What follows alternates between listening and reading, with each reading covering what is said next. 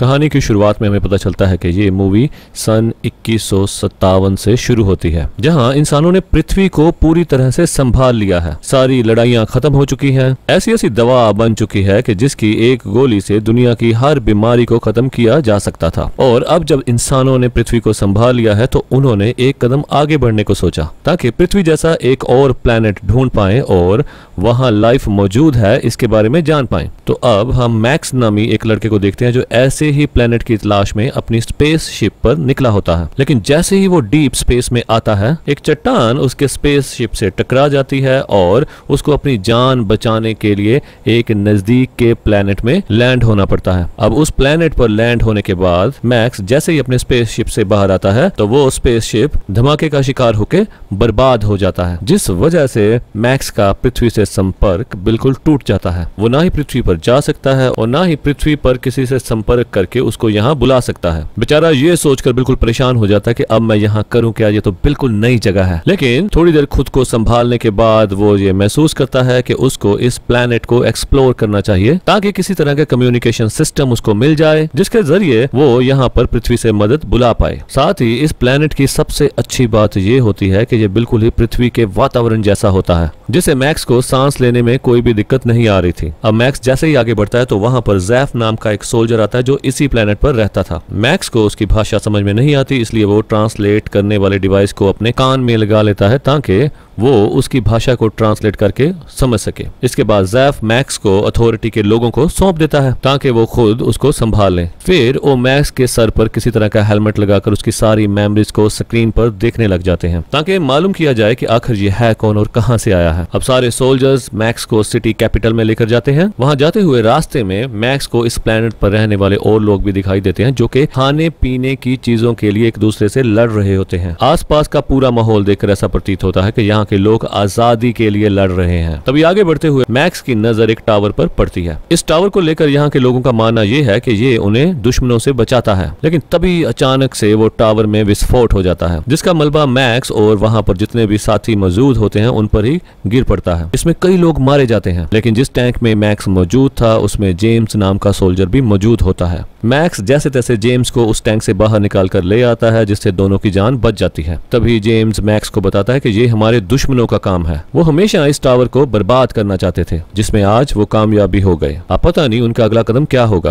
अब ये सुनकर मैक्स हैरान हो जाता है कि यहाँ भी लड़ाई, ये तो कहीं भी खत्म नहीं होती। दूसरी तरफ स्पेशल रिसर्च डिपार्टमेंट का हेड जिसका नाम नोमैड है वो अपने एक साथी से कहता है कि मैक्स जहाँ पर भी है उसे तुरंत मेरे पास ढूंढ कर लेकर आओ, मुझे शक है कि वो जासूस हो सकता है। उस पर फ्रैंक मान जाता है और वहां से मैक्स को ढूंढने के लिए निकल जाता है। और यहाँ हम डेविड को भी देखते हैं, वो भी अपने साथी को मैक्स के बारे में जितनी हो सके जानकारी निकालने को कहता है। इधर फ्रैंक जैसे ही मैक्स को नोमैड के पास लेकर जा रहा होता है तभी उसको एक अटैक आता है जिसकी वजह से उसकी गाड़ी का एक्सीडेंट हो जाता है। फिर इस घटना के बाद वहां लोगों की भीड़ जमा हो जाती है और इस मौके का फायदा उठाकर मैक्स वहां से तुरंत भाग निकलता है और पूरी सिटी को एक्सप्लोर करना शुरू कर देता है। वहां से मैक्स एक क्लब में जाता है जहां उसकी मुलाकात राडा नाम की एक लड़की से होती है जो कि असल में जेम्स की बहन है। वो दोनों आपस में बात करने लग जाते हैं जहां मैक्स उसे अपने बारे में बताता है, लेकिन तभी उसकी बहस वहां पे बैठे दूसरे आदमी से हो जाती है। वो आदमी अभी तो मैक्स को कुछ नहीं करता, लेकिन जब मैक्स राडा के साथ क्लब से बाहर आ जाता है तो वो अपने गुंडों को लेकर आ जाता है जो मैक्स को मारने के इरादे से वहां पर आए थे। लेकिन मैक्स बड़े आराम से उन सभी को मार गिराता है जिसकी बहादुरी देखकर राडा उसे अपने घर लेकर आ जाती है और तब वहां पर जेम्स भी आ जाता है। अब मैक्स उससे इस प्लेनेट के बारे में पूछता है जिस पर वो दोनों बताते हैं कि हमें इस प्लेनेट के अलावा किसी और दूसरी जगह की जानकारी निकालना अलाउड नहीं है और जिस सिटी में हम रहते हैं उसे एक अथॉरिटी चलाती है जिसका लीडर टॉम नाम का एक आदमी है। उसी ने हमारी सुरक्षा के लिए पूरी सिटी में एक टावर लगाया है, लेकिन बाकी सिटीज की अथॉरिटीज चाहती हैं कि सारी सिटीज एक साथ होकर काम करें,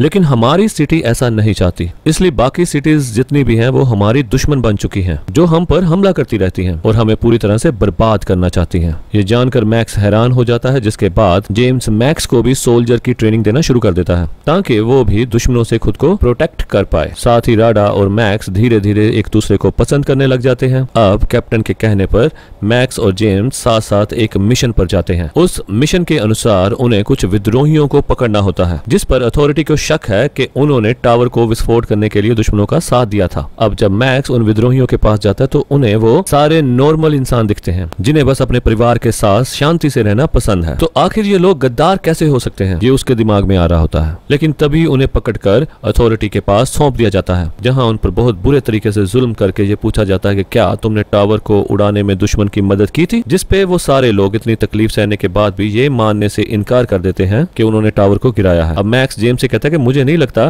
कि ये विद्रोही बुरे हैं, वो आम इंसान ही तो हैं जिन पर हम जबरदस्ती अत्याचार कर रहे हैं, इसलिए मैं उन्हें अथॉरिटी के लोगों से बचा कर ही रहूंगा चाहे कुछ भी हो जाए। जेम्स उसे ऐसे करने से मना करता है, लेकिन मैक्स उसकी एक नहीं सुनता और जब कैप्टन मैक्स को ऑर्डर देता है कि तुम्हें सारे विद्रोहियों को खत्म करना है, तो वो कैप्टन के कहने पर उन्हें उस जगह लेकर चला जाता है जहां उन्हें मारना था। लेकिन वहां पहुंचने पर वो चुपके से उन सभी को जंगल के रास्ते से भगा भी देता है और इस बारे में जब कैप्टन को पता चलता है तो वो गुस्से से आग बबूला हो जाता है। तो मैक्स उसे कहता है कि ये सारे गद्दार नहीं, निर्दोष इंसान है जिन पर अत्याचार किया जा रहा है, इसलिए मैं उन्हें नहीं मार सकता। और तभी ये सुनते ही कैप्टन मैक्स को शूट कर देता है, जिसको देखकर जेम्स भी घबरा जाता है और उसकी मदद करने की कोशिश करता है, लेकिन कैप्टन जबरदस्ती उसको वहां से लेकर चला जाता है। अब कुछ समय बाद मैक्स की आंख उन गद्दारों के बेस में जाके खुलती है जिन्होंने मैक्स को बचाकर उसका इलाज किया होता है। वो सारे लोग मैक्स को अथॉरिटी की सच्चाई बताते हैं कि अथॉरिटी ने पूरे शहर के सारे लोगों को अपने कंट्रोल में ले रखा है और तुमने जो टावर देखा था वही टावर जो सिटी के लोगों को दुश्मनों से बचाता है, वो असल में हमें दुश्मनों से बचाता नहीं बल्कि ऐसी रेडिएशन छोड़ता है जिससे सारे लोग रेडिएशन के कंट्रोल में आ जाते हैं। और एक बार अगर कोई उस रेडिएशन के कंट्रोल में आ जाए तो वो वही बात सुनेगा, कहेगा, करेगा जो अथॉरिटी उसे बोलेगी। वो इंसान अथॉरिटी की कठपुतली बन जाता है। लेकिन हाँ, कुछ ऐसे लोग भी मौजूद है जिन पर रेडिएशन का कोई असर नहीं होता और जब रेडिएशन की वेव उस इंसान के पास से गुजरती है तो उसे बस अटैक आ जाता है और इसी अटैक की वजह से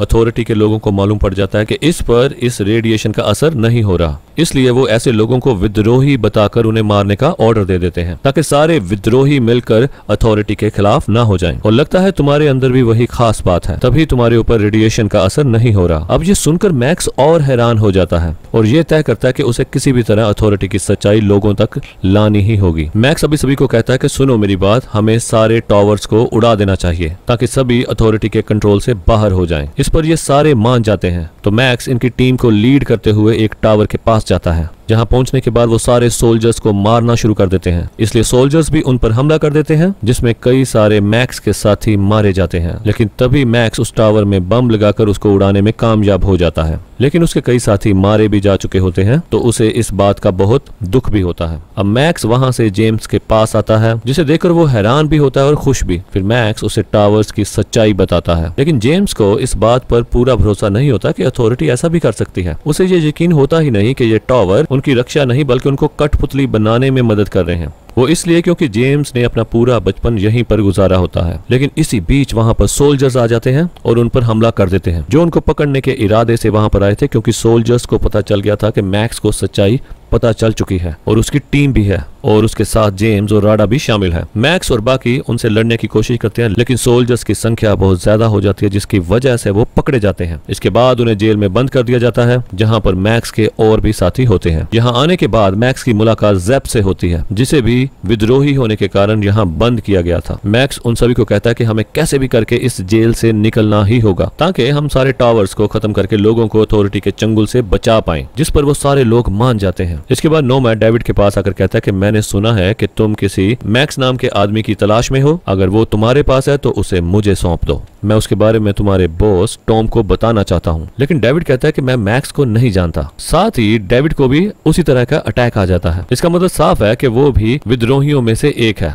लेकिन सारे लोगों से उसने अपनी पहचान छिपा के रखी हुई है। दूसरी तरफ मैक्स ज़ेफ और एक कैदी के साथ चुपके से जेल से बाहर आ जाता है और वहां से टावर को विस्फोट करने के लिए निकल जाता है। लेकिन थोड़ी दूर आने के बाद उन पर कुछ रोबोट्स हमला कर देते हैं, इसलिए वो सभी जल्दी से इधर उधर छुपने लग जाते हैं ताकि सारे रोबोट से बच पाएं। वहां डेविड को पता चलता है कि मैक्स की बॉडी भी विद्रोहियों की तरह है जिस पर किसी भी रेडिएशन का कोई असर नहीं होता। तो वो अपने एक साथी को आदेश देता है कि जाओ और कहीं से भी मैक्स को ढूंढ कर मेरे पास लेकर आओ और वो भी जीवित, और याद रहे इस बारे बारे में किसी को भी कानो कान खबर नहीं होनी चाहिए, वरना मैं तुम्हें जिंदा नहीं छोड़ूंगा। और इस पर वो उसकी बात मान जाता है। इधर मैक्स ज़ैफ और दूसरे आदमी को कहता है कि क्या हो अगर हम अथॉरिटी के सेंटर को ही उड़ा दें, जहां से वो सारे टावर्स को कंट्रोल करते हैं, जहां से सारे टावर्स को पावर मिलती है। इससे होगा ये कि सारे टावर्स एक साथ ही बंद हो जाएंगे। लेकिन ज़ैफ कहता है कि ऐसा पॉसिबल नहीं है, कि टावर्स को बहुत ही अलग तरीके से डिजाइन किया गया है, जिसके बारे में कोई नहीं जानता कि वो अपडेट कैसे और कहां से होते हैं। अब ये सुनकर मैक्स फिर परेशान हो जाता है कि आखिर करे तो क्या करें। ज़ैफ आगे बताता है कि साउथ में भी कई ऐसे लोग रहते हैं जिन पर रेडिएशन का कोई असर नहीं होता, लेकिन उनका हमारी सिटी के लोगों से कोई लेना देना नहीं है। तभी वहां पर एक ऑटोमेटिक टैंक आकर सभी पर हमला करना शुरू कर देता है। लेकिन मैक्स जैसे तैसे अपनी जान पे खेलकर टैंक में घुस जाता है और उसके ऑटोमेटिक कंट्रोल सिस्टम को बंद कर देता है। अब मैक्स अकेले उस टैंक को लिए सिटी के बॉर्डर के पास आ जाता है ताकि वहां से साउथ जाकर उन लोगों को अपनी टीम में शामिल होने के लिए मना पाए। पर बॉर्डर पर आने के बाद सोल्जर्स मैक्स को वहां रोक लेते हैं। उन्हीं में मैक्स को जेम्स दिखाई देता है, इसीलिए वो जेम्स को खींचकर अपने टैंक में डाल देता है और सारे बैरिकेड तोड़कर वहां से निकल जाता है, बॉर्डर के बाहर आ जाता है। जहां रास्ते में फिर से जेम्स को यकीन दिलाने में लग जाता है कि अथॉरिटी सच में रेडिएशन से सभी लोगों को कंट्रोल करने में लगी हुई है। और वहां जेम्स को इस बात पर यकीन आ जाता है क्योंकि बॉर्डर क्रॉस करने के बाद उस पर रेडिएशन का असर कम हो गया था। इसके बाद वो एकदम से गुस्सा हो जाता है, ये सोचकर कि हमारे साथ आज तक धोखा ही होता रहा है। वो भी ठान लेता है कि अब मैं अथॉरिटी को छोड़ूंगा नहीं। इस पर मैक्स उसे अपने प्लान के बारे में बताता है कि हम साउथ जा रहे हैं, वहां के लोगों से मदद मांगेंगे ताकि सारे टावर्स को खत्म कर पाएं। इस पर जेम्स भी उसकी इस चीज पर मदद करने के लिए तैयार हो जाता है। और इसी सीन पर इस मूवी का फर्स्ट पार्ट यहीं पर खत्म हो जाता है। सेकंड पार्ट के लिए इस चैनल को लाइक, सब्सक्राइब और शेयर कीजिए ताकि जब हम अगला एपिसोड डालें तो आपको इसकी नोटिफिकेशन तुरंत मिले और आप इसको पूरी तरह एंजॉय कर सके। थैंक यू वेरी मच, मिलते हैं अगली वीडियो में।